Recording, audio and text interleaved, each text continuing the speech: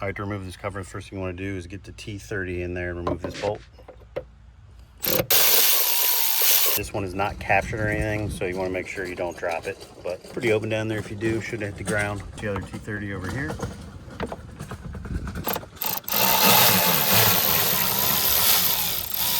All right, under the cover, right on the throttle body, right there, is that hose clamp. You got to get that loosened up. Got the camera in here, but I cannot do it at the same time, so pull this camera out of here and then you can get a screwdriver in there. Perspective on where that is, you'd have to come around and under, and you'll see him right there. He's back in there. This is coming in there from the passenger side. And then loosen this one also. This thing off and you push down and pull.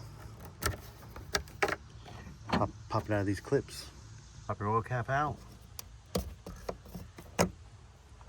You ready to lift it out of here? Starting on that passenger side, kind of working your way up. Popping this off. Lifts out of here is one piece. It's a closer look at the throttle body. That's where that hose clamp was. Oil cap back on, then you're ready to make whatever repair you're in here for.